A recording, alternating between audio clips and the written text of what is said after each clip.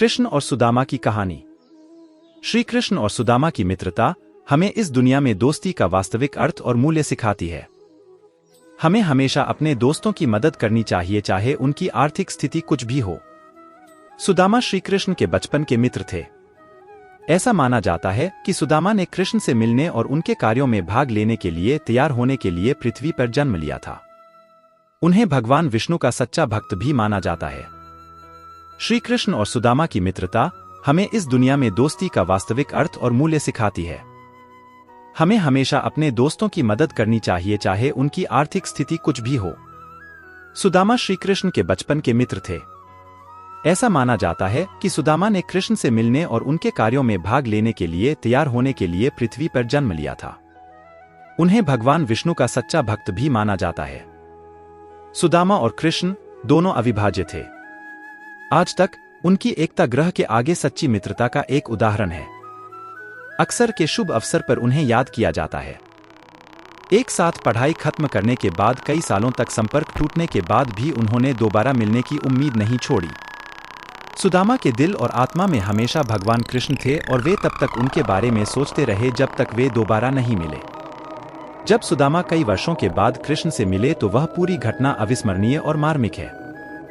आज भी जब हम उस वक्त को याद करते हैं तो उन दोनों की दोस्ती, एक दूसरे के लिए जो प्यार था, उसके बारे में सोचकर हमारी आंखों में आंसू आ जाते हैं। भगवान कृष्ण और सुदामा बचपन के मित्र और गुरुकुल में सहपाठी थे और उन्होंने गुरु सांदीपनी के मार्गदर्शन में अध्ययन किया था। उनकी शिक्षा पूरी होने के बाद वे अलग हो गए, लेकिन न तो कृष्ण और न ही सुदामा अपनी दिव्य मित्रता को भूल पाए। कृष्ण और सुदामा दोनों बड़े हुए। सुदामा और उनकी पत्नी गरीबी से जूझ रहे थे, लेकिन वह धार्मिक मार्ग के प्रति समर्पित थे, लोगों को धार्मिक मार्ग सिखाते थे। इस बीच भगवान कृष्ण द्वारका के राजा बन गए। जब सुदामा और उनका परिवार गरीबी से बहुत पीड़ित था और उनके पास अपने बच्चों को खिलाने के लिए पैसे नहीं थे, तो उनकी पत्नी वसुंधरा ने सुदामा को उनके बचपन के दोस्त कृष्ण की याद दिलाई। लेकिन सुदामा ने केवल मदद के लिए यात्रा करने से इनकार कर दिया, क्योंकि वह कृष्ण का सच्चा भक्त था और नहीं चाहता था कि वह स्वार्थी महसूस करे, क्योंकि वह वास्तव में एक शुद्ध और आध्यात्मिक ब्राह्मण था। सुदामा अंततः भगवान कृष्ण को संतुष्ट करने के लिए यात्रा करने के लिए सहमत हो गए।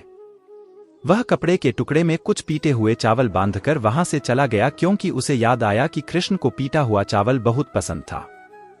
कृष्ण और सुदामा की दिव्य प्रतिज्ञा।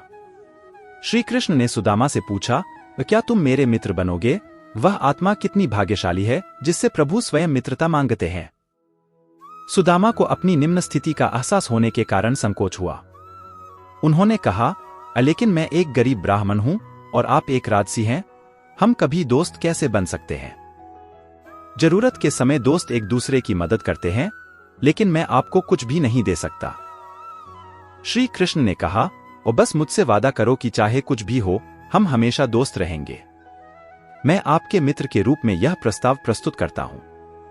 मैं तुमसे कभी कोई ऐसी चीज नहीं मांगूंगा जो तुम मुझे नहीं दे सकते। यह सुनकर सुदामा ने श्री कृष्ण का मित्रता का प्रस्ताव स्वीकार कर लिया। द्वारका के राजा के महल में पहुंचते ही सुदामा ने द्वारपालों से भगवान कृष्ण को संतुष्ट करने के लिए उन्हें प्रवेश करने देने के लिए कहा। उन्होंने यह भी कहा कि कृष्णा उनके बचपन के दोस्त थे। यहां तक कि द्वारपालों ने भी उसके साथ पागलों जैसा व्यवहार किया, क्योंकि उसकी हालत इतनी खराब थी कि उसके कपड़े फट गए थे। लेकिन उन्होंने द्वारपालों से अनुरोध किया कि वे कृष्ण को उनके आगमन के बारे में सूचित करें। कई अनुरोधों के बाद द्वारपालों ने कृष्ण से सुदामा के बारे में पूछने का फैसला किया। द्वारपाल ने कृष्ण को सुदामा के द्वार पर आने के बारे में बताया। भगवान कृष्ण सब कुछ छोड़कर द्वार की ओर भागे, क्योंकि वे अपने मित्र सुदामा से मिलने के लिए उत्सुक थे। कृष्ण अपने पुराने मित्र को देखकर बहुत प्रसन्न हुए। उन्होंने सुदामा की सामाजिक स्थिति के बारे में सोचे बिना ही सबके सामने काफी देर तक उसे गले लगाए रखा।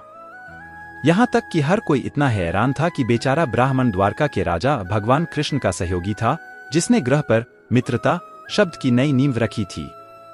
सुदामा वहां से वापस जाना चाहता था, क्योंकि वह नहीं चाहता था कि उसके कारण कृष्ण का जनता के सामने अपमान हो। फिर भी कृष्ण ने उन्हें रोका और अपने रक्षकों से सुदामा का अपने महल में स्वागत करने को कहा। कृष्ण ने सुदामा का बड़े प्रेम से पुष्प वर्षा कर स्वागत किया। उन्होंने सुदामा को ईश्वरीय उपचार देने के लिए अपने हाथों से सुदामा के पैर धोए। कृष्ण ने अपनी दासियों से कहा कि वे सुदामा के सभी फटे हुए कपड़ों को उतार दें और उन्हें शाही कपड़ों में बदल दें ताकि उन्हें अधिक आराम महसूस हो, और सुदामा अपने मित्र कृष्ण द्वारा इस तरह के अप्रत्याशित शाही व्यवहार को देखकर रो रहे थे।